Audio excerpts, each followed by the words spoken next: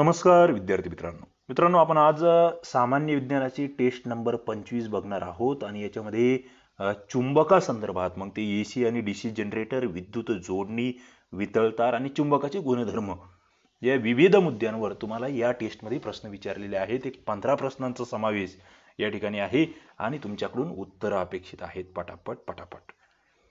पहिलाच प्रश्न या ठिकाणी आहे की एसी जनरेटर ज्याला आपण अल्टरनेटिंग करंट असं म्हणत असतो, जनरेटरच्या मुख्य घटकामध्ये कशाचा समावेश होतो, हा मुद्दा आपण बघितलेला आहे। तुम्हाला मी जनरेटर आणि मोटार याच्यातला फरक सुद्धा समजावून सांगितलेला आहे। एसी जनरेटर त्याच्यामध्ये आर्मेचर, शक्तिशाली चुंबक, कार्बनचे ब्रश की वरीलपैकी सर्व। आणि मग या ठिकाणी जर आर्मेचर आहे, शक्तिशाली चुंबक आहे, कार्बनचे ब्रश आहे, तर आणखी काय याच्यामध्ये समाविष्ट होतं हे तुम्हाला लेक्चरमध्ये शिकवलेलं होतं। तुम्हाला नक्कीच ज्या विद्यार्थ्यांना आठवत असेल त्यांनी कमेंट बॉक्समध्ये उत्तर द्यायचे आहे। या ठिकाणी उत्तर आहे 4 नंबर। पुढे 2 नंबरचा प्रश्न, प्रत्यवर्तित ज्याला आपण अल्टरनेटिंग विद्युतधारा म्हणतो किंवा प्रत्यवर्तित विद्युतधारा एसी अल्टरनेटिंग करंट ज्याला आपण म्हणतो, त्या प्रत्यवर्तित विद्युतधारेची दिशा टिंबटिंबच्या उजव्या हाताच्या नियमानुसार ठरवली जाते। कशाच्या उजव्या हाताचा नियम? फॅराडे, फ्लेमिंग, थॉमसन की अलेक्झांडर? मला असं वाटतं या ठिकाणी या प्रश्नाचं उत्तर तुम्हाला आलंच पाहिजे। उत्तर या ठिकाणी आहे फ्लेमिंग। ज्यांनी लेक्चर बघितलेलं आहे विज्ञानाचं लेक्चर नंबर 25 त्यांना या प्रश्नाचं उत्तर देणं नक्कीच सोपं आहे। पुढचा तिसरा प्रश्न, टिंबटिंबला डायनॅमो या नावाने सुद्धा ओळखतात।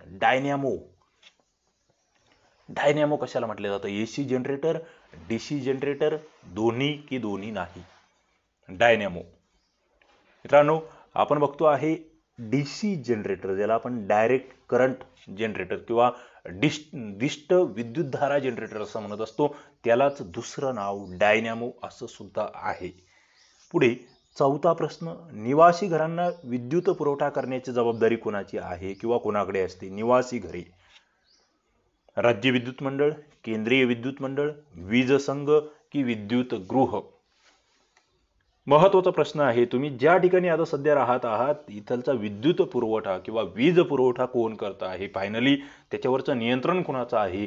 उत्तर तुम्हाला या ठिकाणी आला पाहिजे। उत्तर अपेक्षित आहे, कमेंट बॉक्समध्ये उत्तर द्या। शेवटी 15 पैकी तुम्हाला किती गुण मिळत आहेत हे तुम्हाला चेक करायचं आहे।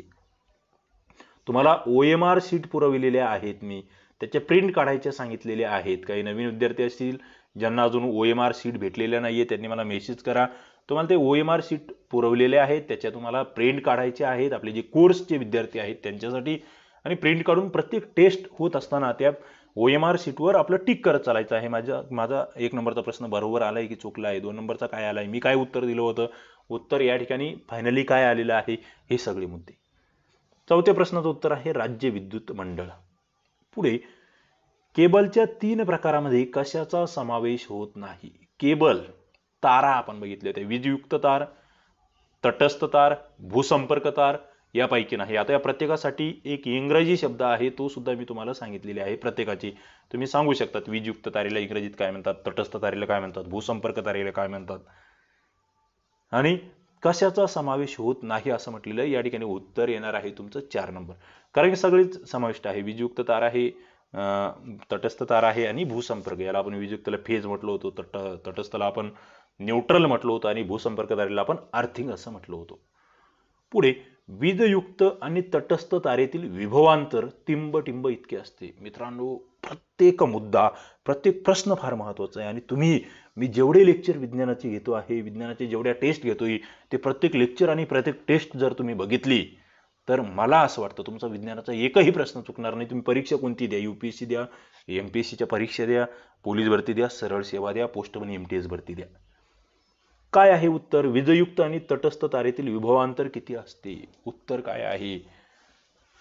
ऑप्शन तुमच्या समोर आहेत मित्रांनो। या ठिकाणी उत्तर आहे 1 नंबर, 220 ते 250 व्होल्ट एवढं विभवांतर असतं, हे तुम्हाला माहित असलं पाहिजे। पुढे विद्युत उपकरणे नेहमी टिंबटिंब जोडणीमध्ये जोडलेली असतात।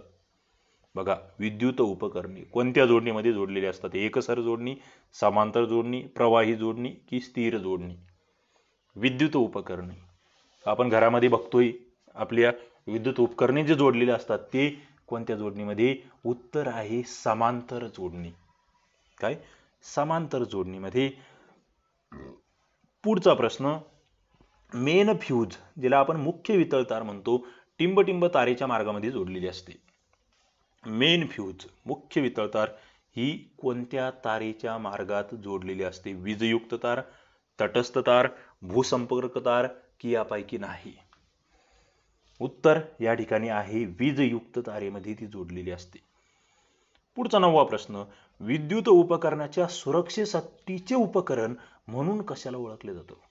विद्युत उपकरण आहे, त्यांचं नुकसान होऊ नये त्यासाठी आपण कशाचा वापर करत असतो? वीजयुक्त तारेचा, भूसंपर्क तारेचा, तटस्थ तारेचा की विद्युत वितळ तारेचा? नक्कीच ऑप्शन पाहिल्याबरोबर ज्या विद्यार्थ्यांचा अभ्यास आहे त्यांना उत्तर सुचला असेल. काय आहे उत्तर? उत्तर आहे 4 नंबर, विद्युत वितळतार असं आपण त्याला म्हणत असतो. पुढे 10वा प्रश्न, जमिनीत खोलवर पुरलेल्या टिंबटिंबाच्या पट्टीस जोडण्याला भूसंपर्क तार असे म्हणतात किंवा भूसंपर्क असे म्हणतात. कशाची पट्टी जोडली जाते? आपण ही लेक्चर मध्ये बघितलेलं आहे. जमिनीवर खोलवर पुरलेल्या टिंबटिंबाच्या पट्टीला जोडणे त्यालाच आपण भूसंपर्क म्हणतो. कशाची पट्टी जोडलेली असते? ॲल्युमिनियम, चांदी, सिलिकॉन, तांबे. मुद्दा महत्वाचा आहे, या ठिकाणी तांब्याची पट्टी त्या ठिकाणी जोडली जाते, हे लक्षात असू द्या. पुढे लघु परिपथन ज्याला आपण शॉर्ट सर्किट म्हटलं होतं, ती कन्सेप्ट आपण क्लिअर केलेली आहे. शॉर्ट सर्किट मध्ये परिपथाचा रोध हा टिंबटिंब होतो. रोध हा कमी होतो, समान असतो की वाढतो? म्हणजे समान, अतिशय कमी, अतिशय जास्त की यापैकी नाही? लघु परिपथन किंवा शॉर्ट सर्किट का घडून येतं याचं उत्तर या ठिकाणी आहे. रोध हा अतिशय कमी होतो आणि ती विद्युतधारा अत्यंत जलद जोराने वाहू लागते, त्याच्यातून लघु परिपथन घडून येतं, हे आम्हाला माहित असलं पाहिजे. पुढचा मुद्दा 12वा प्रश्न, परिपथातून जर खूप जास्त प्रमाणात विद्युतधारा वाहू लागली तर त्याला काय म्हटलं जातं? परिपथ जोडलेला आहे, विद्युतधारा गरजेपेक्षा जास्त, खूप जास्त प्रमाणात वाढू लागलेली आहे, त्याला काय म्हणतो आपण? तुमच्या घरामध्ये जर तुम्ही खूप सारे उपकरण सुरू केले अति जास्त, तर ही घटना घडू शकते. त्याला तुम्ही लघु परिपथन, दीर्घभार, कमाल धारा की अतिभार काय म्हणणार आहात? इंग्रजीमध्ये त्याला एक शब्द सांगितला होता मी तुम्हाला, ओव्हरलोडिंग. मित्रांनो उत्तर काय आहे? आता बरेच जणांना उत्तर जमलं असेल, ते म्हणजे 4 नंबर, अतिभार म्हणतो आपण त्याला किंवा ओव्हरलोडिंग असं आपण त्याला म्हणतो. पुढे चुंबकत्व ओळखण्यासाठी आकर्षणापेक्षा प्रतिकर्षण टिंबटिंब असते. महत्वाचे असते, कमी महत्वाचे असते, प्रतिकर्षण होते, प्रतिकर्षण होत नाही. चुंबकत्व ओळखण्यासाठी सगळ्यात महत्वाची खूण म्हणून याच्याकडे बघितलं जातं. आकर्षणापेक्षा प्रतिकर्षण महत्वाचं असतं, म्हणजे प्रतिकर्षणावरूनच कळतं की चुंबकत्व याच्यामध्ये आहे किंवा नाही. पुढचा मुद्दा, सुमारे इसवी सन 800 सालापूर्वी टिंबटिंब भागामध्ये चुंबकाचा शोध लागला किंवा चुंबकत्वाचा शोध लागला. कोणता भाग? आफ्रिका सहारण, आशिया मायनर, वाळवंटी भाग की यापैकी नाही? मग त्या ठिकाणी त्यांनी मॅग्नेटाइट असं नाव त्या चुंबकाला दिलं होतं, ते आम्हाला माहित असलं पाहिजे. पुढे त्या चुंबकाचा होका यंत्रामध्ये सुद्धा उपयोग केलाय, तो कोणी केलेला आहे ते आम्हाला माहित असलं पाहिजे. चुंबकाचा उपयोग आणखी कोणकोणत्या यंत्रामध्ये केला जातो ते आम्हाला माहित असलं पाहिजे. 14 नंबरच्या प्रश्नाचं उत्तर जर बघितलं या ठिकाणी तर ते आहे आशिया मायनर. पुढे 15 नंबरचा प्रश्न, चुंबकीय पदार्थामध्ये कशाचा समावेश होत नाही? लोह, कोबाल्ट, निकेल की रबर? चुंबकीय पदार्थ कशाचा समावेश होत नाही? बघा, लोहाचा होतोय का, कोबाल्टचा होतोय का, निकेलचा होतोय का, रबरचा होतोय का? मला वाटतं अत्यंत सोपा प्रश्न आहे. रबर याच्यात समाविष्ट नाहीये, लोह आहे, कोबाल्ट आहे, निकेल आहे, हे आम्हाला माहित असलं पाहिजे.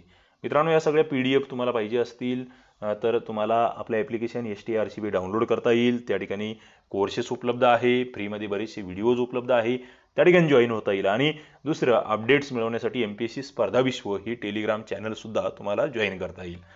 चला, या ठिकाणी आपण थांबूया. धन्यवाद.